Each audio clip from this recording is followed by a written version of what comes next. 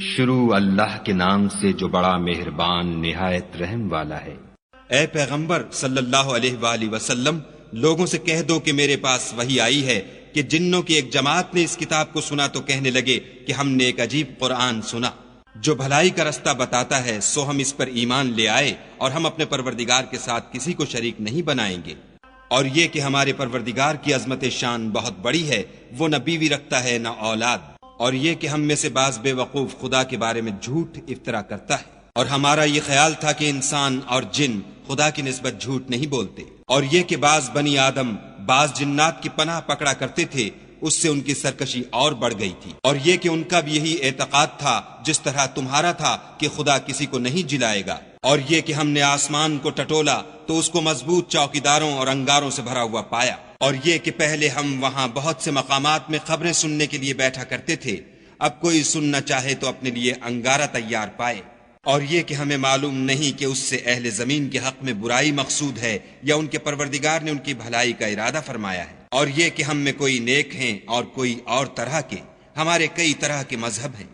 اور یہ کہ ہم نے یقین کر لیا ہے کہ ہم زمین میں خواہ کہیں ہوں خدا کو ہرا نہیں سکتے اور نہ بھاگ کر اس کو تھکا سکتے، اور جب ہم نے ہدایت کی کتاب سنی اس پر ایمان لے آئے، تو جو شخص اپنے پروردگار پر ایمان لاتا ہے اس کو نہ نقصان کا خوف ہے نہ ظلم کا،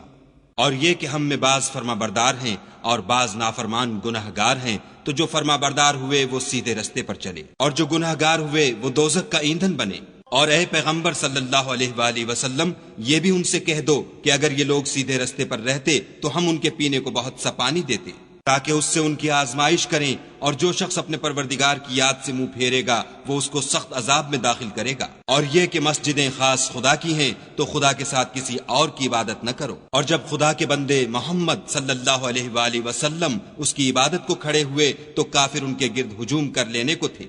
کہہ دو کہ میں تو اپنے پروردگار ہی کی عبادت کرتا ہوں اور کسی کو اس کا شریک نہیں بناتا، یہ بھی کہہ دو کہ میں تمہارے حق میں نقصان اور نفع کا کچھ اختیار نہیں رکھتا،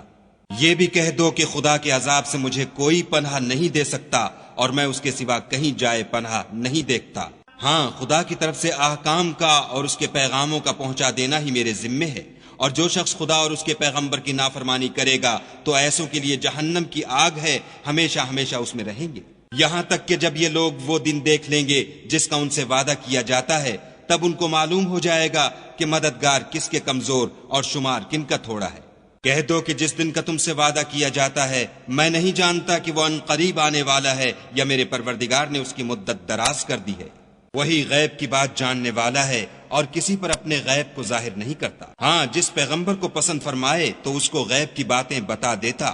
اور اس کے آگے اور پیچھے نگہبان مقرر کر دیتا ہے تاکہ معلوم فرمائے کہ انہوں نے اپنے پروردگار کے پیغام پہنچا دیے ہیں، اور یوں تو اس نے ان کی سب چیزوں کو ہر طرف سے قابو کر رکھا ہے اور ایک ایک چیز گن رکھی ہے۔